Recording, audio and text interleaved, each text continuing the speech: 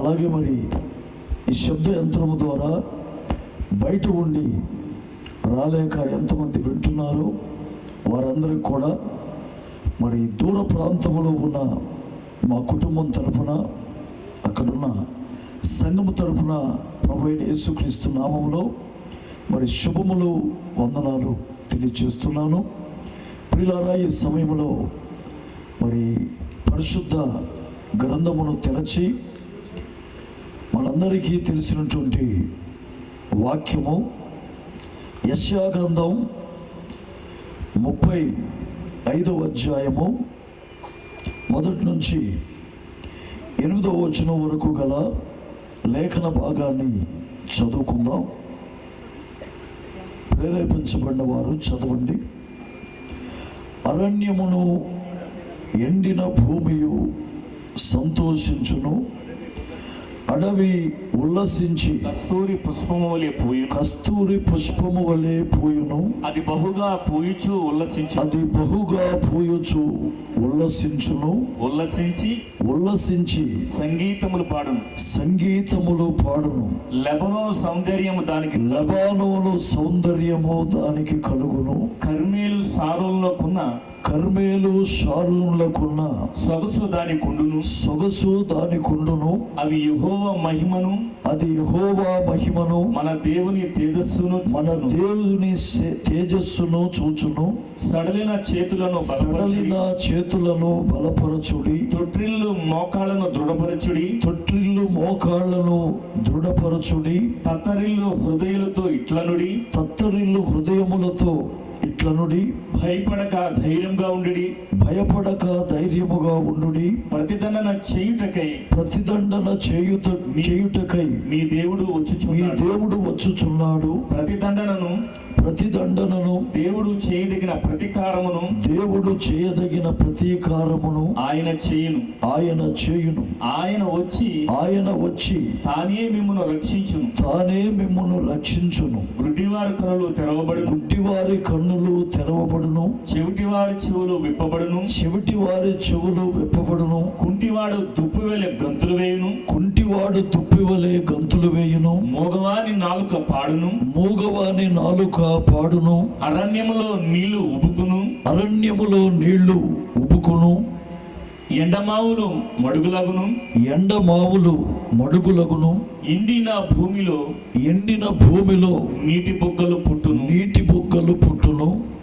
నక్కలు పండుకొనిన వాటి ఉనికి పట్టులో జమ్మును తుంగగడ్డియు మేతయు పుట్టును. అక్కడ దారిగా ఉన్న రాజమార్గము ఏర్పడును. అది పరిశుద్ధ మార్గము అనబడును. అది అపవిత్రులు పోకూడని మార్గము. అది మార్గమున పోవారికి ఏర్పరచబడును. మూడు లైనను దానిలో నడుచు త్రోవను తప్పక ఉందురు. అక్కడ సింహం ఉండదు. చాలండి, కళ్ళు మూసుకోండి. కలిగిన మా యేసయ్య నిన్న నేడు నిరంతరము ఏకరీతిగా ఉన్న మా గొప్ప దేవ, నీ పరిశుద్ధ ఘననామమునకు లెక్కలేని స్తుతులు చెల్లిస్తున్నాము తండ్రి. దేవా, ఈ యొక్క చించినాడ ప్రాంతమును మీరు ప్రేమించారు. నీ సేవకుడు సంఘమును ప్రేరేపించి దేవా, ఈరోజు రేపు ఈ ప్రత్యేకమైన కూటములు మీరే నాయన ఏర్పాటు చేశారని మేము నమ్ముచూ ఉన్నాం. ఎందుకంటే వధువు జీవితంలో ఏది అనుకోకుండా జరగదు. ఏది జరిగినా అది మీకు ముందే తెలుసని మేము నిన్ను స్తుతిస్తూ ఉన్నాము తండ్రి. ఈ 2 రోజులు కూడా మిమ్మల్ని ముఖ్య ప్రసంగికులుగా ఈ స్థలమునకు ఆహ్వానించుచూ ఉన్నాం. తడబడే నా పెదవులు, నా నాలుక, నా ఆలోచన సమస్తాన్ని కూడా నీ చేతుల్లో పెడుతున్నాము నాయన. దేవా, మీరు ఈ స్థలములో ఉండి సూటిగా తేటగా ప్రతి ఒక్కరితో మాట్లాడండి నాయన. ఆత్మీయ నేత్రాలు తెరవండి. ఓ దేవా, నన్ను మరుగు చేసి మీరు మాట్లాడండి నాయన. అభ్యంతరపరిచే ప్రతి దయ్యపు ఆత్మను ఈ స్థలము నుండి ప్రభు అయిన యేసుక్రీస్తును నీ నామములో వెళ్ళిపోమని ఆజ్ఞాపించుచున్నాం. నిశ్చయముగా నాయన మీరు ఈ స్థలములో ఉండాలి. మేమెంతమంది ఉన్నాం, మీరు లేకపోతే ఇదంతా వ్యర్థమే తండ్రి. ఎవరైనా మా మధ్య అనారోగ్యంగా ఉంటే నీ వాక్యము బయలువెళుతున్నప్పుడు వారికి స్వస్థత నీ నామములు అనుగ్రహించండి. ఆది నుంచి అంతం వరకు ఈ 2 దినములు మీరే ముఖ్య అతిథులుగా ఈ స్థలములో ముఖ్య ప్రసంగికులుగా ఉండి నా పెదవులు, నా నాలుక, నా శరీరమును మరుగు చేసి ఎవరికి ఏ మాటలో వినిపించి నీ రాజ్యములో ఉండుటకు నీ పిల్లల్ని సిద్ధపరచండి. నీ పిల్లలు ఎంతో ప్రయాసతో దూర ప్రాంతము నుండి వచ్చారు నాయన. ఈ సేవకుల్ని, వారి కుటుంబాలని, సంఘాలను కూడా బలపరచండి దేవా. ఈ రాత్రి నాయన మీరు ఇక్కడ ఉండి సూటిగా తేటగా అందరితో మాట్లాడి మహిమ పొందమని మా ప్రభు అయిన యేసుక్రీస్తువును ఉన్నతమైన నీ నామములో నిన్ను ప్రార్థించి అడుగుచున్నాము తండ్రి. ఆమేన్, ఆమేన్. అందరు కూర్చోండి. ప్రాముఖ్యమైన విషయాలు మనం వినబోతున్నాం.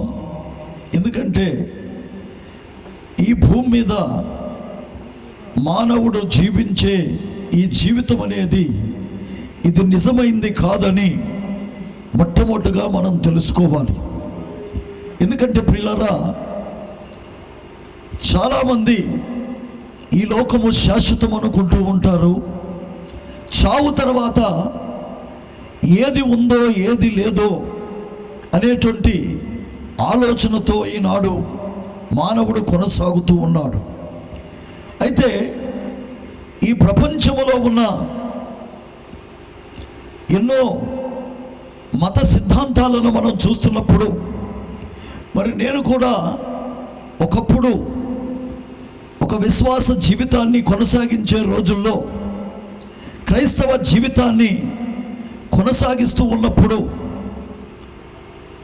ఆ కాలంలో, ఎందుకంటే అప్పటికి నేను ఒక సంఘ శాఖలో ఒక క్రైస్తవ జీవితాన్ని కొనసాగిస్తున్న కాలంలో ఈ బైబిల్ నేను చదువుతూ ఉన్నాను.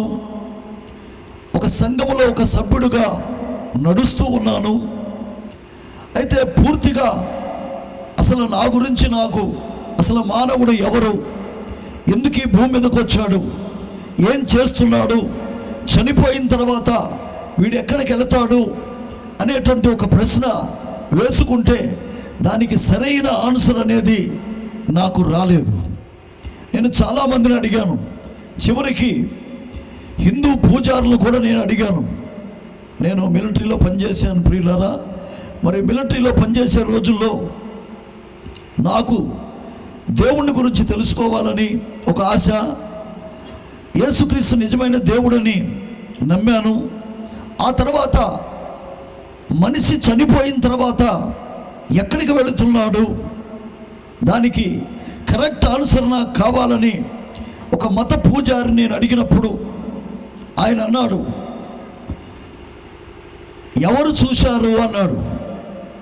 కోయి బోల్తా హై మర్నే కే బాద్ హవా జాకే హవా మే మిలేగా అని ఒక ఆయన. ఇంకొక ఆయన అంటున్నాడు, చనిపోయిన తర్వాత మర్నే కే బాద్ హమ్కు దూసరా జనం మిలేగా అని రకరకాలుగా నాకు ఆన్సర్లు చెబుతున్నప్పుడు ఏది నమ్మాలో ఏది నమ్మకూడదో కరెక్ట్ ఆన్సర్ నాకు రాలేదు. కానీ బైబిల్ మాత్రం మనకి కరెక్ట్గా ఆన్సర్ ఇస్తుంది. మనిషి అనేవాడు ఒక్కసారే పుట్టాలి, ఆ తర్వాత వాడికి చావు అనేది ఉందని, చావు తర్వాత వాడికి తీర్పు అనేది ఒకటి ఉందని బైబిల్ పక్కాగా తెలియచేస్తుంది. ఎందుకంటే మిగతావన్నీ కూడా చెప్పే సిద్ధాంతాలు అవి కరెక్టో కాదో మనకు తెలియదు. కానీ బైబిల్ మాత్రం హెబ్రీ పత్రిక 9:27 మనం చూస్తున్నప్పుడు మనుషులు ఒక్కసారే పుట్టాలి, ఆ తర్వాత చనిపోవాలి, వారికి తీర్పు అనేది ఒకటి ఉంది. కాబట్టి మానవుడికి మాత్రమే దేవుడు ఏం చేశాడంటే ఈ పరిశుద్ధ గ్రంథాన్ని బహుమానముగా ఇచ్చాడు. ఈ పరిశుద్ధ గ్రంథములో దేవుడు మానవుడికి ఇచ్చింది ఏంటంటే ఒక చట్టాన్ని తయారు చేసి మానవ జాతికి బహుమానంగా ఇచ్చాడు. ఒకవేళ ఈ యొక్క చట్టమే మానవ జాతికి లేకపోతే మనిషి రోజు పశుప్రాయుడుగా ఉండేవాడని నేను అనుకుంటూ ఉన్నాను. కనుక నిశ్చయముగా మనము ఈ యొక్క బైబిల్ గురించి పూర్తిగా మనం తెలుసుకొని సరైన మార్గములో ప్రాముఖ్యమైన విషయాలు మనం వినబోతున్నాం. ఎందుకంటే ఈ భూమి మీద మానవుడు జీవించే ఈ జీవితం అనేది ఇది నిజమైంది కాదని మొట్టమొదటిగా మనం తెలుసుకోవాలి. ఎందుకంటే ప్రియులారా, చాలామంది ఈ లోకము శాశ్వతం అనుకుంటూ ఉంటారు. చావు తర్వాత ఏది ఉందో ఏది లేదో అనేటువంటి ఆలోచనతో ఈనాడు మానవుడు కొనసాగుతూ ఉన్నాడు. అయితే ఈ ప్రపంచంలో ఉన్న ఎన్నో మత సిద్ధాంతాలను మనం చూస్తున్నప్పుడు, మరి నేను కూడా ఒకప్పుడు ఒక విశ్వాస జీవితాన్ని కొనసాగించే రోజుల్లో క్రైస్తవ జీవితాన్ని కొనసాగిస్తూ ఉన్నప్పుడు ఆ కాలంలో, ఎందుకంటే అప్పటికి నేను ఒక సంఘ శాఖలో ఒక క్రైస్తవ జీవితాన్ని కొనసాగిస్తున్న కాలంలో ఈ బైబిల్ నేను చదువుతూ ఉన్నాను. ఒక సంఘములో ఒక సభ్యుడుగా నడుస్తూ ఉన్నాను. అయితే పూర్తిగా అసలు నా గురించి, నాకు అసలు మానవుడు ఎవరు, ఎందుకు ఈ భూమి మీదకి వచ్చాడు, ఏం చేస్తున్నాడు, చనిపోయిన తర్వాత వీడు ఎక్కడికి వెళతాడు అనేటువంటి ఒక ప్రశ్న వేసుకుంటే దానికి సరైన ఆన్సర్ అనేది నాకు రాలేదు. నేను చాలామందిని అడిగాను. చివరికి హిందూ పూజారులు కూడా నేను అడిగాను. నేను మిలిటరీలో పనిచేశాను ప్రియులారా. మరి మిలిటరీలో పనిచేసే రోజుల్లో నాకు దేవుని గురించి తెలుసుకోవాలని ఒక ఆశ. యేసుక్రీస్తు నిజమైన దేవుడని నమ్మాను. ఆ తర్వాత మనిషి చనిపోయిన తర్వాత ఎక్కడికి వెళుతున్నాడు, దానికి కరెక్ట్ ఆన్సర్ నాకు కావాలని ఒక మత పూజారిని నేను అడిగినప్పుడు ఆయన అన్నాడు, ఎవరు చూశారు అన్నాడు. కోయి బోల్తా హై మర్నే కే బాద్ హవా జాకే హవా మే మిలేగా అని ఒక ఆయన. ఇంకొక ఆయన అంటున్నాడు, చనిపోయిన తర్వాత మర్నే కే బాద్ హమ్కు దూసరా జనం మిలేగా అని రకరకాలుగా నాకు ఆన్సర్లు చెబుతున్నప్పుడు ఏది నమ్మాలో ఏది నమ్మకూడదో కరెక్ట్ ఆన్సర్ నాకు రాలేదు. కానీ బైబిల్ మాత్రం మనకి కరెక్ట్గా ఆన్సర్ ఇస్తుంది. మనిషి అనేవాడు ఒక్కసారే పుట్టాలి, ఆ తర్వాత వాడికి చావు అనేది ఉందని, చావు తర్వాత వాడికి తీర్పు అనేది ఒకటి ఉందని బైబిల్ పక్కాగా తెలియచేస్తుంది.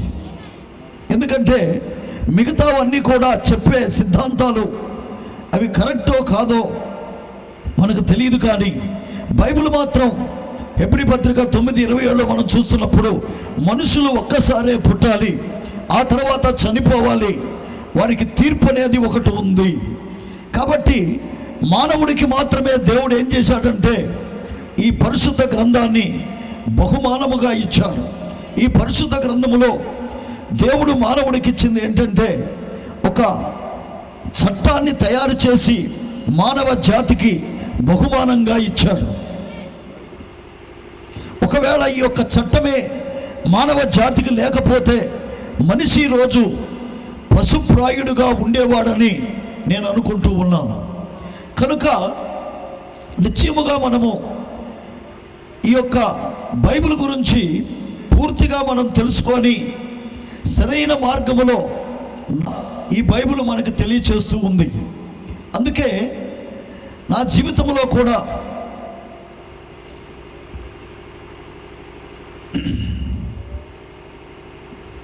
నేను అనేక సార్లు కరెక్ట్ ఆన్సర్ అనేది నాకు రాక నేను చాలా ఆలోచనకి గురయ్యాను. అయితే ప్రియులారా, బైబిల్ ఏమంటుందంటే చావు తర్వాతే మనిషికి అసలైన జీవితం ఉందని తెలియచేస్తూ ఉంది. అందుకే యేసుక్రీస్తు మానవుడిగా ఈ లోకానికి వచ్చి ఆయన ఏం చేశాడంటే మనిషిని ప్రేమించి, అందుకే ఈ కాల ప్రవక్త ఆయన జీవించుచు ప్రేమించాడు, ఆ తర్వాత చనిపోయాడు, ఆ తర్వాత సమాధి అయి తిరిగి లేచాడు, ఆ తర్వాత ఆయన మళ్ళీ త్వరగా భూమి మీదకి రాబోతున్నాడు. ఆయన జీవించుచు ప్రేమించాడు.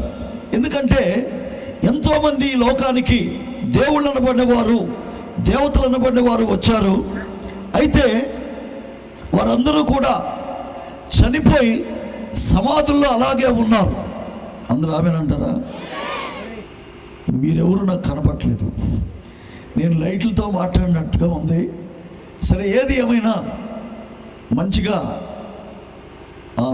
Thanks brother. నాకు ఎందుకంటే మనుషులు కనపడకపోతే ఏం మాట్లాడుతున్నానో నాకే తెలియదు. ఓకే, మంచిది, దేవునికి స్తోత్రం కలుగును కాక. మంచిది ప్రియులారా, ఎందుకంటే ఈ లోకంలో మనము జీవించే జీవితం నిజమైంది కాదు. అయితే ఈ లోకానికి ఎంతోమంది వచ్చారు, వారు చనిపోయి సమాధుల్లో అలాగే ఉన్నారు. కానీ ప్రపంచవ్యాప్తముగా ఒకే ఒక సమాధి 3వ రోజు ఖాళీ అయిపోయింది. చప్పట్లు కొట్టి దేవుని స్తుతిద్దాం. ఎందుకంటే యేసుక్రీస్తు ఆయన దేవుడు, అయితే ఆయన మానవుడిగా ఈ లోకంలో పుట్టాడు. అందుకే ఈ కాల ప్రవక్త ఒక సహోదరి ఆయనతో మాట్లాడుతూ ఉన్నప్పుడు ఆమె అంది, యేసుక్రీస్తు దేవుడు కాదని నేను రుజువు చేస్తాను అంది. అప్పుడు ఆ ప్రవక్త అన్నాడు, ఓకే, నువ్వు కానీ ఆయన మానవుడని రుజువు చేయగలిగితే నేను తప్పకుండా ఈ గ్రంథాన్ని బోధించడం మానేస్తాను అన్నాడు. ఆమె నాస్తికురాలు. అప్పుడు ఆమె సరే ఓకే, నేను రెడీగా ఉన్నాను మాట్లాడటానికి, మీరు కూడా జాగ్రత్త వినండి అని. అప్పుడు ఆమె అడిగింది, ఈ బైబిల్ని నేను కూడా చదివాను, ఈ బైబిల్లో యేసుక్రీస్తు ఏడ్చాడు అని నేను చదివాను, కాబట్టి ఆయన ఏడ్చాడు కాబట్టి ఆయన నిజంగా దేవుడు కాదు. అప్పుడు ఆయన అన్నాడు, మన ప్రవక్త, నిజమే, లాజరు చనిపోయినప్పుడు ఆయన సమాధి దగ్గరికి పోయి ఏడ్చిన మాట వాస్తవమే. ఆమేన్. ఆయన మానవుడుగా ఉండి ఏడ్చాడు. అయితే ఆయన దేవుడుగా ఉండి ఏమన్నాడంటే, లాజరు సమాధి నుండి బయటికి రా అన్నాడు. ఆయన మనిషిగా ఏడ్చాడు. 4 రోజుల తర్వాత కుళ్ళిపోయిన లాజర్ని సమాధి నుండి బయటికి తీసుకొచ్చాడు. కాబట్టి ప్రియులారా, ఆయన మనిషి కుమారుడై ఉన్నాడు, ఆయన దేవుడై ఉన్నాడు. ఆయన ఆకలిగా ఉన్నాడు. ఆయన నిజంగా దేవుడైతే ఆయనకు ఆకలి ఎందుకు వస్తుంది అని అడిగింది ఆమె. నిజమే, ఆయన ఆకలిగా ఉన్నాడు. అయితే 5 రొట్టెలు 2 చేపలు తీసుకొని 5,000 మందికి పంచిపెట్టాడు. కనుక ప్రియులారా, ఈ చివరి కాలంలో, ఎందుకంటే త్వరలోనే మానవ రాజ్యాలన్నీ కూలిపోబోతున్నాయి, మనము కాలము యొక్క అంతములోకి వచ్చాం. అందుకే అంత్యకాలపు సభలు. ఏ కాలం? అంత్యకాలం. సభలు చివరే. అయితే ఈ ప్రపంచము కూడా త్వరలోనే ఖాళీ బూడిదగా పోతుంది. మానవ రాజ్యాలన్నీ కూలిపోబోతున్నాయి. త్వరలో దేవుని రాజ్యం రాబోతుంది. ఆ రాజ్యం కోసం ఒక క్రైస్తవుడు మాత్రమే ఎదురు చూస్తాడు. ఎందుకంటే మిగతా వాళ్ళకి ఆ నిరీక్షణ అనేది లేదండి.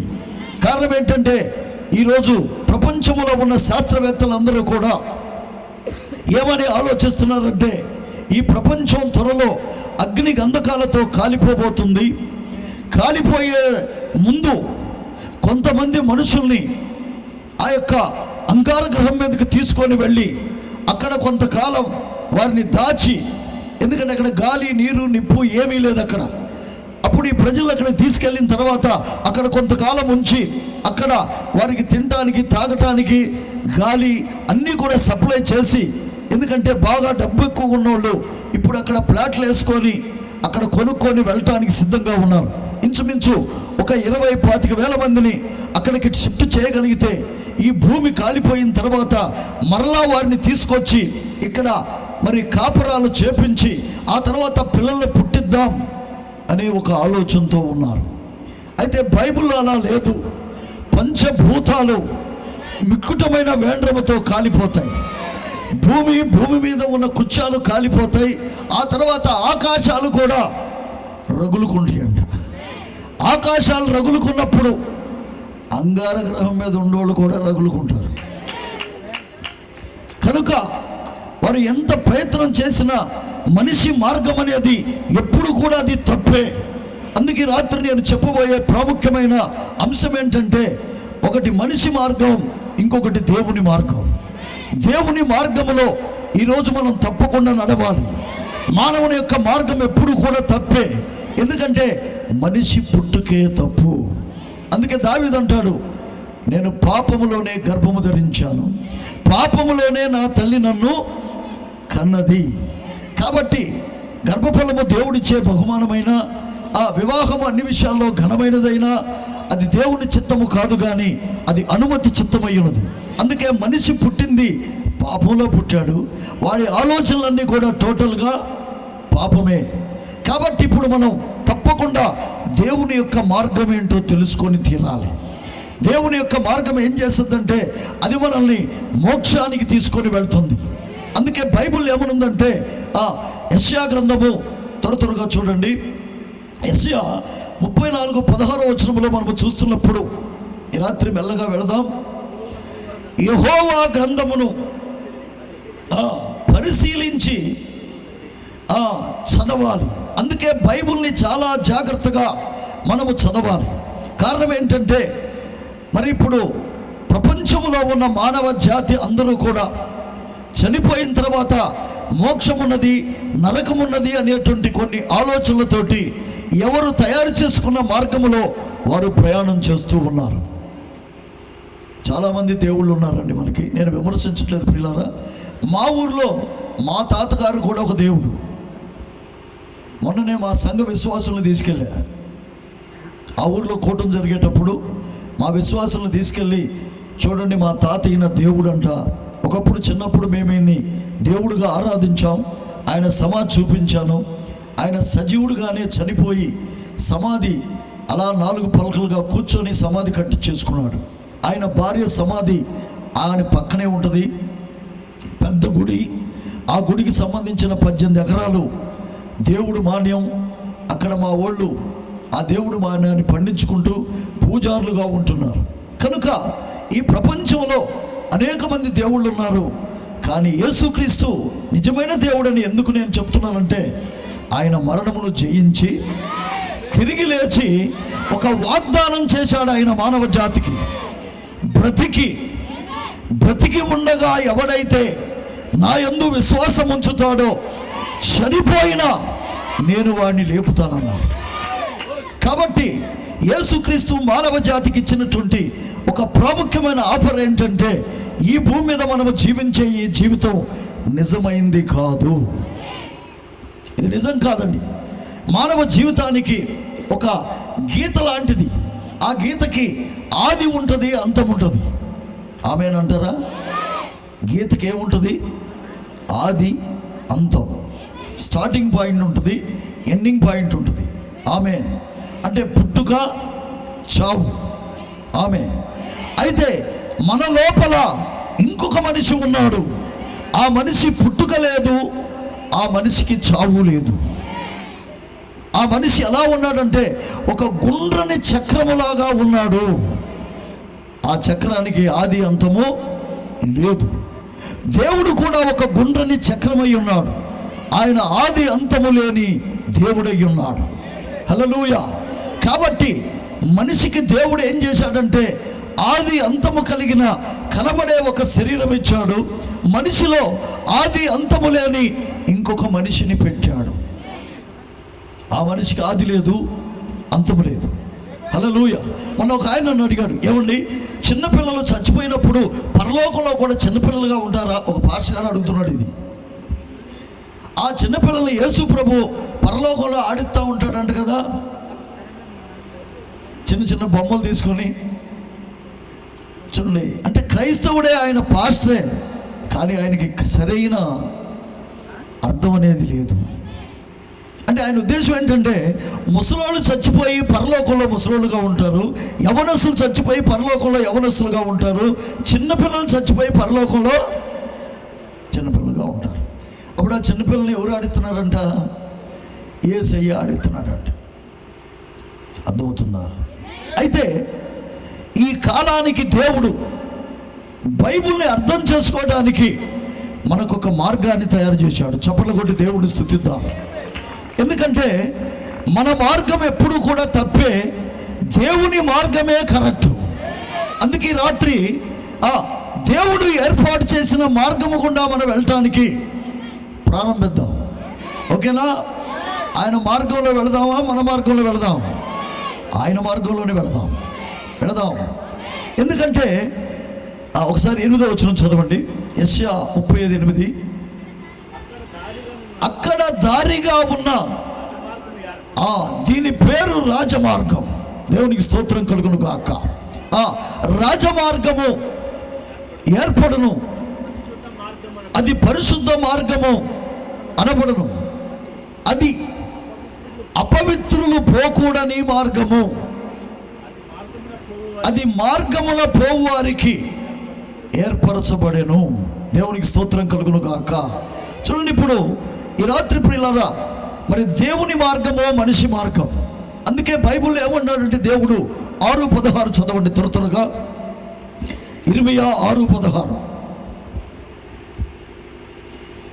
ఇర్మియా 6:16. మార్గాలలో నిలిచి చూడండి, పురాతన మార్గములను గూర్చి విచారించుడి, మేలు కలుగు మార్గమేదని అడిగి అందులో నడవండి, అప్పుడు మీకు నెమ్మది కలుగుద్ది. చూడండి ప్రియులారా, దేవుని మార్గము మానవుడు తయారు చేసిన మార్గం. అందుకే బైబిల్ ఏమంటుందంటే మార్గాలలో నిలబడి చూడండి. ఎన్నో మార్గాలు ఉన్నాయి. దేవుడు లేరనేది ఒక మార్గం.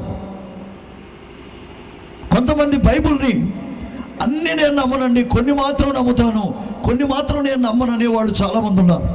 ఒక చిన్నపిల్ల బైబిల్ తీసుకొని చర్చికి వెళ్తున్నప్పుడు ఒక క్రైస్తవుడు అంటున్నాడు, అమ్మా ఈ బైబిల్లో ఉన్న వాక్యాలన్నీ కూడా నువ్వు నమ్ముతున్నావా అని ఆయన అడిగాడు. అప్పుడు ఆ అమ్మాయి ఏముందంటే, అవును అంకుల్, నేను బైబిల్లో ఉన్న మాటలన్నీ నమ్ముతున్నాను అంది. అన్నీ. అప్పుడు ఆయన అన్నాడంట, యోనా కథ నిజంగా నువ్వు నమ్ముతున్నావా అని అడిగాడంట. ఎస్, నేను నమ్ముతున్నాను. యోనాను చేప మింగింది నిజమే, ఆ యొక్క నినివే పట్టణం దగ్గరికి తీసుకెళ్ళి కక్కింది కూడా నిజమే. అయితే నేను మాత్రం నమ్మలేకపోతున్నాను. మరి నువ్వు నమ్ముతున్నావా? ఆయన అసలు 3 రోజులు చేప కడుపులో ఎలా ఉన్నాడు, ఎలా బతికాడు అని అడిగినప్పుడు ఆ పాప అందంట, నేను పరలోకంలోకి వెళ్ళి ఆయన అడిగి అప్పుడు చెప్తాను అందంట. అప్పుడు ఆయన అన్నాడు, ఒకవేళ ఆయన పరలోకంలో లేకపోతే ఎవరిని అడుగుతావు అంటే ఆ అమ్మాయి అందంట, అప్పుడు నువ్వే అడుగుందంట. అంటే దాని అర్థం ఏంటంటే నరకము పరలోకం అనేది ఉంది. అయితే ప్రియులారా, ఈ రాత్రి నేను చెప్పేది ఏంటంటే ఈ బైబిల్ని ఏదో ముక్కలుగా చేసుకొని కొన్ని నమ్మి కొన్ని నమ్మకపోవటం కాదు, కానీ బైబిల్ ఆది కాండము నుండి ప్రకటన గ్రంథం వరకు పూర్తిగా మనం నమ్మి తీరాలి. అప్పుడే మనము దేవుని మార్గము గుండా నడవగలం. అప్పుడే మనము క్రిందనున్న పాతాళాన్ని తప్పించుకొని పరలోక రాజ్యానికి వెళ్ళగలం. ఎందుకంటే ఇందాక నేను చెప్పాను, ఈ శరీరానికి పుట్టినరోజు ఉంది, చచ్చిపోయే రోజు ఉంది. ఆమేన్. అయితే మనలో ఉన్న ఆత్మకి స్టార్టింగ్ పాయింట్ లేదు, ఎండింగ్ పాయింట్ లేదు. ఆ మనిషి కనబడని మనిషి, అతడు ఎప్పుడూ యవనస్తుడుగానే ఉంటాడు. ఆయనకి చిన్నపిల్ల వయసు లేదు, ఆయనకు ముసలితనం లేదు. అర్థమవుతుందండి? ఆ ఆత్మ మన లోపలికి ఎప్పుడు ప్రవేశించిందంటే, నేను ఎప్పుడు చెప్తూ ఉంటాను, మనము తల్లి గర్భంలో నుంచి ఏ రోజైతే బయటకు వచ్చామో ఆ రోజు ఆ ఆత్మ ఆ స్త్రీ చుట్టూ 7వ మాసం వచ్చినప్పుడు ఆ ఆత్మ స్త్రీ చుట్టూ తిరుగుతూ ఉంటుంది. ఎప్పుడైతే ఆ బిడ్డ గర్భంలో నుంచి బయటకు వచ్చాడో అప్పుడు ఈ ఆత్మ ఆ మనిషిలోనికి ప్రవేశిస్తుంది.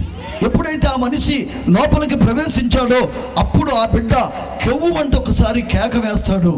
అప్పుడు డాక్టర్ వచ్చి అబ్బాయి పుట్టాడు అన్నప్పుడు ఆ భర్త స్వీట్స్ పంచి పెడతాడు, నా కొడుకు పుట్టాడని. వింటున్నారండి? అప్పుడు మన పేర్లు అంటే మనం పుట్టినట్టు పంచాయతీలో జనన మరణ రిజిస్టర్లోకి ఎక్కుద్ది. ఆమేన్. అలాగే భూమి మీద ఉంటూనే పరలోక రాజ్యానికి సంబంధించిన పౌరసత్వాన్ని కూడా దేవుడు మనకిస్తానన్నాడు. ఎందుకంటే ఇప్పుడు భారతదేశంలో పుట్టిన మనకి భారతదేశం యొక్క పౌరసత్వమే సంభవిస్తుంది తప్ప అమెరికా పౌరసత్వం కావాలంటే మనకి రాదు. ఆమేన్. అయితే బైబిల్లో దేవుడు ఏమంటున్నాడంటే ఈ భూమి మీద ఉండగానే మనం ఇక్కడ పౌరసత్వపు హక్కు పొందుకుంటూ పరలోక రాజ్యానికి సంబంధించిన పౌరసత్వపు హక్కు కూడా మనం పొందుకోవచ్చు. ఎందుకంటే ఈ శరీరము రక్త మాంసాలు పరలోక రాజ్యాన్ని చేరవు. మనలో ఉన్న ఇంకొక మనిషి, ఆ మనిషి దేవుని వాక్కుతో సృష్టించబడ్డాడు. అందరూ వింటున్నారండి? మనలో ఉన్న మనిషి దేవుని వాక్కుతో సృష్టించబడ్డాడు.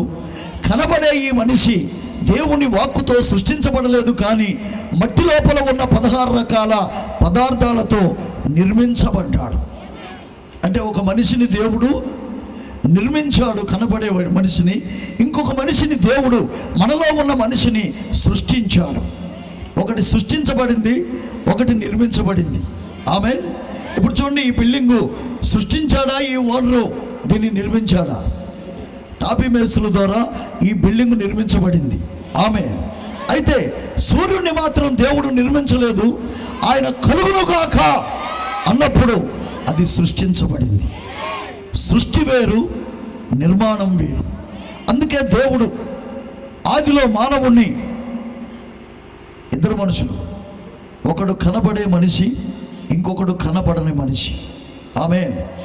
ముందుగా కనబడే వాడిని సృష్టించాడా, కనబడని వాడిని సృష్టించాడా? కనబడే మనిషిని అన్నవాళ్ళు చేతులెత్తండి. అంటే ఇంచుమించుగా అంతా ఎంటైం మెసేజ్ వాళ్ళే ఉన్నారు. ఇప్పుడు మనకి కొత్త వాళ్ళు కావాలి. పార్టీ మీటింగ్లు పెట్టినప్పుడు ఏమండి, టీడీపీ వైఎస్ఆర్ ప్రియులారా, మరి మెల్లగా మనం వెళదాం. కనుక మానవుడిలో కనబడే మనిషిలో కనబడని మనిషి ఇంకొకడు ఉన్నాడు. ఆమేన్. ఈ కనబడే మనిషిని దేవుడు మట్టి లోపల ఉన్న 16 రకాల పదార్థాలతో నిర్మించాడు. అయితే ఈ మట్టి లోపల ఉన్న ఈ మనిషికి 5 జ్ఞానేంద్రియాలు పెట్టాడు. లోపల మనిషికి 5 పెట్టాడు, బయట మనిషికి కూడా 5 పెట్టాడు. లోపల మనిషికి కనబడని జ్ఞానేంద్రియాలు పెట్టాడు. ఆమేన్. ఈ కనబడే మనిషికి కన్ను, ముక్కు, నాలుక, చెవి, స్పర్శ, ఈ 5 మనకి ఎందుకు పెట్టాడంటే మన శరీరాన్ని జాగ్రత్తగా కాపాడుకోవటానికి. ఏది తినాలి, ఏది తినకూడదు, భూమి మీద మనం ప్రయాణం చేసేటప్పుడు ఎలా ప్రయాణం చేయాలి అని అన్నీ కూడా తెలుసుకొని మన శరీరాన్ని జాగ్రత్తగా కాపాడుకోవటానికి దేవుడు మనకు 5 ఇచ్చాడు. ఆమేన్. అయితే ఈ శరీరాన్ని జాగ్రత్తగా మరి ఆరోగ్యకరంగా ఉంచుకోవడానికి కనబడేవన్నీ కూడా మనకి ఆహార పదార్థాలు ఇచ్చాడు. ఆమేన్. ఆ కనబడేవన్నీ కూడా మనం ఏం చేస్తున్నామంటే చంపుకొని ఆ తర్వాత దాన్ని ఉడికించుకొని అప్పుడు ఈ శరీరానికి పెడుతున్నాం. ఆమేన్. మంచిగా పెడుతున్నాం. ఆమేన్. ఇప్పుడు మనం టీ తాగాలంటే పాలు గేదె పాలే తెచ్చుకుంటామా, లేకపోతే పక్క పెరట్లో ఉన్న జిల్లేడు పాలు తెచ్చుకుంటామా? ఎమర్జెన్సీలో జిల్లేడు పాలు, లేకపోతే పప్పాయి చెట్టు పాలు, లేకపోతే రాగి చెట్టుకు కూడా పాలు వస్తాయి. మొన్న ఈ మధ్య ఒక ఆయన రాగి ఆకులు, అదే రావి చెట్టు, అవి కషాయం చేసుకొని తాగమంటే తెంపి చూసా, వాటిలో నుంచి కూడా పాలు వస్తున్నాయి. కనుక ప్రియులారా, ఈ విధముగా మనం ఏం చేస్తున్నామంటే ఈ భూమి మీద ఉన్న ప్రతిదాన్ని కూడా పరీక్షించి, మనకు మనముగా పరీక్షించి మేలైన దాన్ని పట్టుకుంటున్నాం. ఆమేన్. అలాగే మన లోపల ఉన్న మనిషికి దేవుడిచ్చిన ఆహారం ఏంటంటే, చప్పలు కొట్టండి, వాక్యం ఇచ్చాడు.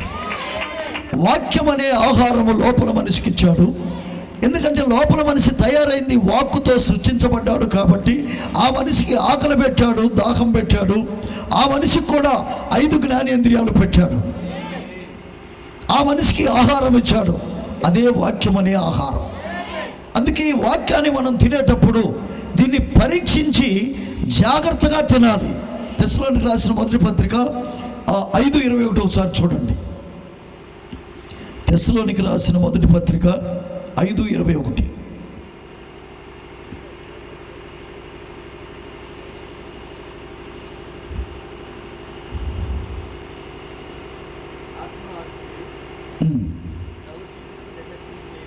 ఓకే. సమస్తమును పరీక్షించి మేలైన దానిని చేపట్టాలి. కనుక ఈ ప్రపంచములో దేవుణ్ణి మనం పరీక్షించాలి. ఆమేన్. యేసుక్రీస్తులోకి వచ్చిన తర్వాత, అంటే దేవుళ్ళలోకి వచ్చిన తర్వాత క్రైస్తవ జీవితం జీవించేటప్పుడు బైబిల్ని కూడా మనం పరీక్షించాలి. ఆమేన్. ఎందుకంటే ఈనాడు బైబిల్ ద్వారానే ఎన్నో మార్గాలను క్రైస్తవుడు తయారు చేసుకున్నాడు. అయితే మనిషికి ఒక ముక్క తీసుకొని వెళ్ళిపోయారు. ఎలా అంటే, ఒక ఎగ్జాంపుల్ మీకు చెప్తున్నాను. దేవునికి స్తోత్రం చెప్పండి. ఒకరోజు సొలొమోను దగ్గరికి ఒక కేసు వచ్చింది. ఏంటయ్యా కేసు అంటే, 2 వేశ్యలు ఒకే రోజు పిల్లల్ని కన్నారు. 2 మగపిల్లలే. అయితే ఒకే గదిలో వాళ్ళిద్దరు ఉన్నారు. ఒక స్త్రీ, మరి ఆమె ఎలా పండుకుందో ఏమో నాకైతే తెలీదు. చిన్నపిల్లల్ని చాలా జాగ్రత్తగా చూసుకోవాలి. గవర్నమెంట్ హాస్పిటల్లో కొన్నిసార్లు కోతులు వచ్చి ఎత్తుకొని పోతూ ఉంటాయి నిద్రలు పోతుంటే. అందుకే ఆ చిన్నపిల్లల దగ్గర ముసలోళ్ళు కాపులా ఉంటారు. ఎందుకంటే పాపం కనిన తర్వాత తల్లి చాలా మత్తుగా, చాలా డల్లుగా ఉంటుంది. కొంతమందిని అయితే ఆపరేషన్ చేసినప్పుడు వాళ్ళు ఇంకా కోలుకోరు. ఆ చిన్న బిడ్డను చాలా జాగ్రత్తగా చూసుకోవాలి. అయితే మరి ఎలా పండుకుందో, కాలేసిందో, చెయ్యేసిందో, మొత్తానికి ఊపిరాడక చచ్చిపోయాడు. చచ్చిపోయిన తర్వాత ఆమె ఏం చేసిందంటే, మధ్యలో లేచి చూసుకుంటే పిల్లోడు చచ్చిపోయాడు. ఆ పక్కనున్న ఆ పిల్లోడు ఆడుకుంటున్నాడు. అప్పుడు ఏమేమనుకుందంటే, సరే ఒకే రోజు కదా, 2 డెలివరీ అయింది, ఈయన్ని తీసుకెళ్ళి అక్కడ పడేసి బతికున్నోడిని తెచ్చుకున్న పక్కన పెట్టుకున్నామని చెప్పేసి చచ్చిపోయాడిని తీసుకెళ్ళి అక్కడ పెట్టింది. బతికున్నోడిని తెచ్చుకుని పక్కన పెట్టుకుంది.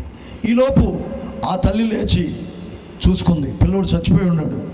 ఎందుకంటే తల్లిలు మైకంలో ఉన్న పుట్టగానే వాడు పూర్వత్రాలన్నీ చూసుకుంటారు. ఆడికి ఎక్కడ మచ్చ ఉంది, ఆడు ఎలా ఉన్నాడు, మొత్తం ఆనవాళ్ళన్నీ చూసుకొని అప్పుడు వాళ్ళు గుర్తుపెట్టుకుంటారు. మొత్తానికి ఈ తల్లి ఏం చేసిందంటే, వెంటనే నా కొడుకు కాదు, నా కొడుకు ఆడు బతికాడు, ఇటు చచ్చిపోయినాడు, నాకేం దేశం అని చెప్పేసి గొడవ పెట్టుకొని ఈ కేసు సొలొమోను దగ్గరికి వెళ్ళింది. అప్పుడు సొలొమోను, మనకు తెలుసు, సొలొమోను జ్ఞానంతోనే ఆయన పరిపాలన చేశాడు. దేవునికి స్తోత్రము కలుగును గాక. ఆయన రక్తపాతం చేయలేదు, కత్తులు పట్టుకోలేదు. దేవుడిచ్చిన జ్ఞానముతో ఆయన సమస్తాన్ని కూడా జాగ్రత్తగా చేసుకుంటూ పరిపాలించాడు. అయితే ఈ కేసు ఎప్పుడైతే అక్కడికి వచ్చిందో వెంటనే సొలొమోను ఏం చేశాడంటే, దేవుడు ఆయనకి ఇచ్చిన జ్ఞానంతో ఏమన్నాడంటే, ఆ బిడ్డను తీసుకొచ్చి టేబుల్ మీద పడుకోబెట్టండి, నువ్వు వెళ్ళి నా కత్తి తీసుకురా, సైనికుడికి ఆజ్ఞాపించాడు. 2 ముక్కలు చేసి చెరొక ముక్క ఇచ్చేయి అన్నాడు. అందరూ షాక్ తిన్నారు. మరి ఏంటి, రాజుగారు ఎప్పుడు కత్తి అనే మాట రానిలేదు, ఈరోజు ఏంటి కత్తి అంటున్నాడు, ఇదేదో కొత్త తీర్పులాగా ఉంది అన్నప్పుడు, సరే రాజాజ్ఞ. అప్పుడు సైనికుడు వెళ్ళిపోయాడు కత్తి కోసం. ఈలోపు సొంత తల్లి ఏమందంటే, అయ్యా ఆ బిడ్డను చంపొద్దు, ఆ బిడ్డ బతకాలి, ఆవుకే ఇచ్చేయండి అంది.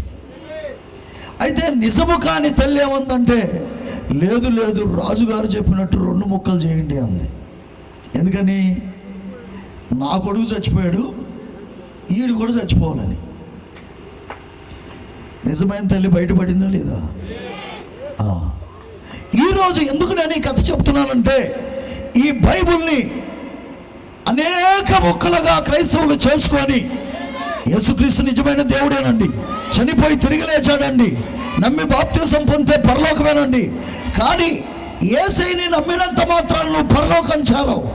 పరలోకం చేరాలంటే నీవు సమస్తాన్ని పరీక్షించి, మానవుని యొక్క మార్గం ఏది, దేవుడు పెట్టిన మార్గం ఏదని తెలుసుకొని ఆ మార్గము గుండానే మనం నడవాలి. అప్పుడే మనం పరలోకం చేరుతాం. ఎందుకంటే ఈ బైబిల్ని క్రైస్తవులు అనేక ముక్కలు చేసుకున్నారు. పెంతెకోస్తు వాళ్ళు భాషలు తీసుకున్నారు, ఎందుకంటే నేను కూడా ఒకప్పుడు పెంతెకోస్తులో ఉన్నానండి. మా పాస్టర్ గారు అనేవాడు, భాషలు మాట్లాడితేనే పరలోకం, భాషలు మాట్లాడితేనే పరిశుద్ధాత్మ పొందినట్టు, ఆత్మ లేనివాడు ఆయన వాడు కాదు. ఇక అది ఆ తర్వాత చర్చ్ ఆఫ్ క్రైస్ట్ వాళ్ళు దేవుడు అల్లరికి కర్త కాదు, సమాధానమునకు కర్త. పరిశుద్ధాత్మ పావురంలాగా మన మీద ఎగిరేటప్పుడు మనము చప్పట్లు కొడితే ఆ పావురం ఎగిరిపోద్ది. కాబట్టి మనం అల్లరి చేయకూడదు. చక్కగా ఆత్మ సంబంధమైన పాటలతో, పద్యాలతో ఆ పరిశుద్ధాత్మ పావురాన్ని మన మధ్యకి ఆహ్వానించాలని వాళ్ళు ఒక ఆన్సర్ చెప్పారు. అందరూ వింటున్నారా? కాబట్టి ఈ విధముగా ఈ బైబిల్ని ఎవరికి కావలసిన మొక్క వాళ్ళు తీసేసుకున్నారు. అయితే దేవుని మార్గములో చప్పలు కొడదామా? దేవుని మార్గములో దేవుడు ఏం చేశాడంటే, అంటే దేవుని మార్గం గుండా ఇప్పుడు మనం వెళ్ళాలి. దేవుని మార్గములో బైబిల్ని దేవుడు ఎక్కడా కూడా ముక్కలు చేయలా, ఎవరు ముక్కలు తీసుకోండి అని చెప్పలా. బైబిల్లో దేవుడు ఏం చేశాడంటే, ఈ బైబిల్ని మనం అర్థం చేసుకోవడానికి చివరి కాలములో ప్రకటన గ్రంథం 22వ అధ్యాయం 16వ వచనము త్వరగా చూడాలి. త్వరగా చూడండి ప్రియులారా. సంఘముల కోసరము ఈ సంగతులను గూర్చి మీకు సాక్ష్యమిచ్చుటకు యేసు అను నేను నా దూతను పంపానన్నాడు. మళ్ళీ చప్పలు కొడదాం అందరమే. ఏంటో కొంతమంది కొడదామా వద్దా? సెలవున బాధ గట్టి కొట్టండి. చాలా జాగ్రత్తగా వినండి ప్రియులారా. ఎందుకంటే సంఘాల కోసరము ఈ సంగతులు, ఏ సంగతులు? ఏ సంగతులు? రాజకీయం గురించి కాదు, లోక సంబంధమైన సంగతులు కాదు, బైబిల్లో ఉన్న సంగతుల గురించి సాక్ష్యం చెప్పటానికి దేవుడు ఏం చేశాడంటే, చివరి కాలములో ఒక దూతను పంపుతానని చెప్పాడు. అర్థమవుతుందా? కాబట్టి ఆ దూత ఎవరో తప్పకుండా మనం తెలుసుకోవాలి. ఎందుకంటే దేవుని యొక్క మార్గములో ఆ దూతే సంఘాల మధ్యకి రావాలి. ఆ దూతే ఆదికాండం మొదలుకొని ప్రకటన గ్రంథం వరకు బైబిల్ మర్మాలన్నీ కూడా ఆయనే సమాప్తం చేయాలి. ఇది దేవుని మార్గం. అయితే మానవుడు ఏం చేశాడంటే, ఈ బైబిల్ని ముక్కలు ముక్కలుగా చేసుకొని ఎన్నో మార్గాలు తయారు చేసుకున్నాడు, వాటికి పేర్లు కూడా పెట్టుకున్నాడు. అది మానవుని యొక్క మార్గం. ఆ మార్గం ఎక్కడికి పోద్ది? సామెతల గ్రంథం ఒకసారి చూడండి. సామెతల గ్రంథంలో ఏమనుందంటే, మనిషి మార్గం ఎప్పుడు కూడా అది చూడటానికి బాగుంటుంది, కానీ అది చివరికి 16:25 అండి. 16:25 ఒకని మార్గము వాని దృష్టికి యథార్థముగా కనబడును, అయినను అది మరణానికి చేరద్దంట ప్రియులారా. కాబట్టి నాడు మానవుడు ఏం చేశాడంటే, వాడి యొక్క సొంత తెలివితేటలతో ఈ బైబిల్ని చదివినప్పుడు వాడికి ఒక ఆలోచన. ఎందుకంటే సాతాను ఎప్పుడు కూడా బైబిల్ని ఆధారంగా చేసుకొని మనల్ని మోసం చేస్తుంది ప్రియులారా. ఎందుకంటే బైబిల్లో అలా రాయబడింది. యేసుక్రీస్తు చనిపోయే ముందు ఆయన ఏం చెప్పాడంటే, అనేకులు నా పేరట వస్తారు. ఏమన్నాడు ఆయన? శిష్యులు అడిగారు, ముందు డేట్ అడిగారు, ప్రభువా నువ్వు ఎప్పుడు వస్తావు ఏంటి అని అడిగినప్పుడు ఆయన అన్నాడు, అది తెలియదు అన్నాడు. ఊరికే తండ్రి మీద డొల్లి చేశాడు, అది నా తండ్రికి తప్ప ఎవరికి తెలియదు అన్నాడు. ఆ తర్వాత వాళ్ళు సూచనలు అడిగారు. మత్తయి సువార్త 24:3 ప్రకారంగా నీ రాకడకి, ఈ యుగ సమాప్తికి సూచనలు ఏంటి అని అడిగినప్పుడు యేసుక్రీస్తు మొట్టమొదటిగా చెప్పింది ఏంటంటే, అనేకులు నా పేరట వస్తారు, ఆమేన్, నేనే క్రీస్తునని చెప్తారు, అనేకుల్ని మోసపరుస్తారు. మీరు చాలా జాగ్రత్తగా ఉండాలి. కాబట్టి ఏదో ఒక మార్గములో ఏదో ఒక ప్రార్థన చేసినంత మాత్రాన మనం పరలోకం చేరవండి. ఎందుకంటే ఈ ప్రార్థన అంట, మనము చేసిన ప్రార్థన అంట రేపు పాపంగా మారిపోద్దంట తీర్పు రోజు. ఇక్కడ మనం ఏమనుకుంటాం, వాళ్ళు భలే ప్రార్థన చేస్తారండి, నేను బాగా ప్రార్థన చేస్తానండి అని మనకు మనమే సర్టిఫికెట్లు ఇస్తాం. కానీ దేవుడు తీర్పు రోజు అనేకుల్ని నరకానికి పోయే గుంపులో నిలబెడతాడంట. చదవండి మత్తయి సువార్త 7:22 త్వరగా మత్తయి సువార్త 7:22లో ఆ దినమందు అనేకులు నన్ను చూచి ప్రభువా ప్రభువా అంటున్నారండి అందరూ. ఇక్కడే ఈరోజు మనము వెళ్ళే మార్గము ఇది కరెక్టా కాదా అని తెలుసుకోకుండా ఏదో ఒక మార్గము గుండా మనం ప్రయాణం చేసినట్లయితే తప్పకుండా తీర్పు రోజు మనము చేసిన ప్రార్థన పాపమైపోద్దంట. అంటున్నారా లేదా? తీర్పు రోజు మనము దోషిగా నిలబడతాం. అది కూడా చదవండి. మన ప్రార్థన పాపమైపోద్ది. 109వ కీర్తన అనుకుంటాను,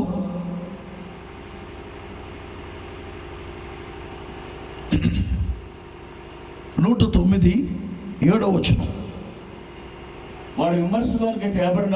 వాడు విమర్శలోనికి తేబడినప్పుడు ఎప్పుడండి? ఇక్కడ మాత్రం మనమే సర్టిఫికెట్లు ఇచ్చుకుంటాం. ఒరే మన చర్చిలో దేవుడు ఉన్నాడు, మనం చేసే ప్రార్థన డైరెక్ట్గా దేవుడి దగ్గరికి వెళ్ళిపోతుంది. దేవుడు ఉండబట్టే ఈ అద్భుతాలు, ఈ మహత్కార్యాలన్నీ కూడా జరుగుతున్నాయి. దేవుడు మనతోనే ఉన్నాడు అంటే మనం సర్టిఫికెట్లు ఇచ్చేస్తాం. ఆమేన్. అయితే దేవుడు తీర్పు రోజు ప్రార్థన చేసిన వాళ్ళందరినీ పరలోకం తీసుకుపోతానని చెప్పుంటే మనం ఏ మార్గంలో అయినా పోవచ్చు. ఆమేన్. అయితే దేవుడు ఏమంటున్నాడంటే మార్గాలలో నిలబడి చూడండి. ఆమేన్. పురాతన మార్గాలను గురించి విచారించండి, మేలు కలిగే మార్గం ఏదని అడిగి అందులో నడవండి. అప్పుడు మీకు నెమ్మది, అప్పుడు మనకి పరలోకం. ఆమేన్. అందుకే ఇక్కడ చదవండి కీర్తన. వాడు విమర్శలోనికి తేబడినప్పుడు ఎప్పుడండి? ఇక్కడ వాడు పెద్ద సంఘం కావచ్చు, లేకపోతే పెద్ద సభలు జరగవచ్చు, లేకపోతే 1,00,000 మంది సంఘం కావచ్చు, ఎంతమంది అయినా ఉండొచ్చు. కానీ తీర్పు రోజు వాడు విమర్శలోనికి తేబడినప్పుడు వాని ప్రార్థన దోషి అని తీర్పు నందును కాక వాని ప్రార్థన పాపమగును గాక. ఏమైపోద్దంటండి? వాని ప్రార్థన పాపం. ప్రార్థన పాపం అవుద్దా? ఏమండి? పాపం చేస్తే పాపం అవుద్దు, కానీ ప్రార్థన పాపం అవటం ఏంటి? అదే ప్రియులారా, ఈ 2 రోజులు మనం తెలుసుకోవాల్సింది అది. పాపం అంటే మనం ఏమనుకుంటాం? వ్యభిచారం, దొంగతనం, అబద్ధం, మోసం, సాడీలు చెప్పటం, బూతులు తిట్టడం, ఇది అనుకుంటాం. ఇది పాపం కాదండి. పాపము యొక్క లక్షణాలు అందరూ వింటున్నారా? అవి పాపాలు కాదు ప్రియులారా. పాపమనగా అతిక్రమం, పాపమనగా అవిశ్వాసం. ఇప్పుడు జ్వరం వచ్చింది ఒకడికి, తగ్గట్లా. ఎన్ని ట్యాబ్లెట్లు వేసినా తగ్గట్లా, ఎన్ని కోర్సులు వాడినా తగ్గట్లా. ఏంటి ఆ లక్షణం? అప్పుడు డాక్టర్ గారు అంటాడు, అయ్యా నీకు డోసులు ఇవ్వాల్సినవన్నీ ఇచ్చాను, నీకు తగ్గట్లా. ఇప్పుడు అర్జెంటుగా నువ్వు పోయి HIV టెస్ట్ చేయించుకో అంటాడు. ఏం టెస్టు? మలేరియా టెస్టులు అయిపోయినాయి, టైఫాయిడ్, డెంగ్యూ అన్నీ అయిపోయినాయి. అంటున్నారా? ఎన్ని మందులు వేసినా అంటే ఈ లక్షణం ఏంటి? ఎన్ని మందులు వేసినా తగ్గని లక్షణం ఏంటి? HIV. అర్థమవుతుందా పిల్లరా? పాపము యొక్క లక్షణాలే అబద్ధాలు, మోసము, బూతులు తిట్టడం, వ్యభిచారం, దొంగతనం, ఒకడి సొమ్ముని ఆశించటం, ఇవన్నీ కూడా పాపాలు కాదు, కానీ పాపము యొక్క గుణ లక్షణాలు. ఆమేన్. అయితే పాపం ఏంటో తెలుసా? ఆజ్ఞ అతిక్రమం. అది మనం దేవుడి కోసం చేసేది అయి ఉండొచ్చు. ఒకసారి ఒక రాజును దేవుడు ఏమన్నాడంటే, రాజా నీవు ఆ దేశం మీదకి వెళ్ళి ఆ దేశంలో ఉన్నవన్నీ కూడా సమస్తం కూడా చంపి కాల్చి వచ్చే అన్నాడు. అందరు ఇక్కడే ఉన్నారా? ఒక రాజుకి దేవుడు ప్రవక్త ద్వారా ఆజ్ఞాపించాడు. ఆ ప్రవక్త వచ్చి చెప్పాడు, రాజా నువ్వు ఆ దేశం మీదకి వెళ్తున్నావు, ఆ దేశం అంతా కూడా శపించబడింది, నువ్వేం చేయాలంటే ఆ దేశంలో ఉన్న సమస్తాన్ని కూడా చంపి తగలబెట్టురా అన్నాడు. ఆమేన్. అయితే ఆ రాజు సైన్యానికి ఆజ్ఞాపించాడు, మొత్తం దేవుడు చెప్పినట్టుగా చేయండి, మొత్తాన్ని చంపేయండి, కాల్చిపారేయండి, ఏది బతకొద్దు అని సైనికులకు చెప్పాడు. ఆమేన్. అప్పుడు ఆ రాజు అక్కడికి వెళ్ళిన తర్వాత అక్కడ ఆయనకి బలిసిన గొర్రెలు, మేకలు, ఎద్దులు ఇవన్నీ కూడా కనపడి, అప్పుడు రాజుగారు ఏమనుకున్నాడంటే ఆ రోజుల్లో దేవునికి ప్రార్థన కాదండి, బలి. ఆమేన్. పాత నిబంధన కాలంలో దేవుడికి బలులు అర్పించాలి. ఎప్పుడైతే బలులు అర్పిస్తామో అప్పుడు దేవుడు దిగి వస్తాడు. ఆమేన్. అప్పుడు ఈ రాజు ఆయన ఏమనుకున్నాడంటే ఇప్పుడు నేను దేవునికి బలిగా అర్పించాలి కాబట్టి ఈ బలిసినవన్నీ కూడా మనం పక్కన పెట్టి, అప్పుడు సైనికులు చెప్పాడంట, డే బక్క చిక్కిని అన్నీ చంపేయండి, ఆ బలిసిన మేకలు, గొర్రెలు, ఎద్దులు, దున్నపోతులు మొత్తాన్ని పక్కన పెట్టండి, ఇవన్నీ తీసుకెళ్ళి మనం దేవుడికి బలి అర్పిద్దామన్నారు. రాజుగారు మాట వినాలి కదా, ఏమండి, వినాలా వద్దా? అప్పుడు వాళ్ళు కూడా చాలా సంతోషించారు. రాజా, నిజంగా దేవుడు అంటే నీకెంత భక్తి, సూపర్గా ఉంది నీ భక్తి, మాకు కూడా రాలేదు ఈ ఆలోచన, కాబట్టి మనం దేవుడికి ఇప్పుడైతే మనం బలిగా ప్రార్థనలు అర్పిస్తాం, అప్పుడు బలులు అర్పించాలి. ఆమేన్. అప్పుడు రాజుగారు చెప్పిన మాట ప్రకారంగా ఆ యొక్క బలిసినవన్నీ తీసుకొచ్చారు, మిగతావన్నీ కూడా చంపి, బక్క చిక్కిని అన్నీ కూడా చంపి కాల్చి తిరిగి వచ్చిన తర్వాత అప్పుడు దేవుడు ప్రవక్తతో మాట్లాడుతున్నాడు. ఆమేన్. ఇప్పుడు ప్రవక్త వచ్చేదాకా అతడు చేసింది పాపం అనే సంగతి అతనికి తెలియదు. వింటున్నారా ప్రియులారా? ఈ చివరి కాలానికి దేవుడు ఒక ప్రవక్తను పంపాడు. ఆ ప్రవక్త వచ్చేదాకా ఈ బైబిల్ మనకు అర్థం కాలేదు, మనము చేసే తప్పులు కూడా మనకు అర్థం కాలా. ఇప్పుడు ప్రవక్త వచ్చాడు. రాజుగారికి ఆజ్ఞ, ఒక సైనికుడు చెప్పాడు, రాజా ప్రవక్త సమూయేలు గారు వస్తున్నాడు మిమ్మల్ని కలవటానికి, అర్జెంట్ అంట. ప్రవక్తలు వస్తున్నారంటే రాజులకు కూడా భయం. హల్లెలూయా. మొత్తానికి రాజుగారు ఎలక్ట్ అయిపోయాడు. అరే పొద్దున్న తెల్లరపాటికి వస్తున్నాడు సమూయేలు గారు, ఏదో మొత్తానికి దేవుడు ఆజ్ఞాపించి ఉంటాడు, ఏదో చెప్పడానికి వస్తున్నాడని వెంటనే రాజుకి భయం వేసింది. సమూయేలు ప్రవక్త రాగానే సాష్టాంగ నమస్కారం చేశాడు, ఆయనకి కుర్చీ వేశాడు.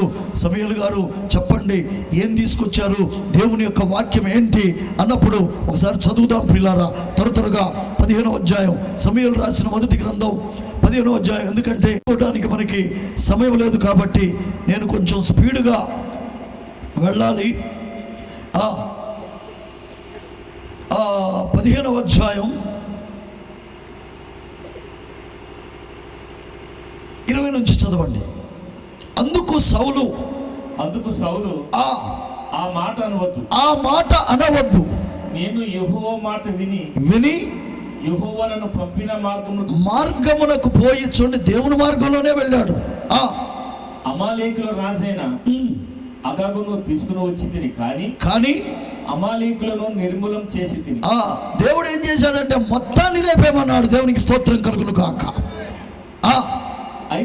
అయితే గిల్గాలులోని దేవుడైన యెహోవాకు బలి అర్పించుటకై జనులు శపితములకు గొర్రెలలో ఎడ్లలో ముఖ్యమైన వాటిని తీసుకొని వచ్చిరని సమూయేలుతో చెప్పాను.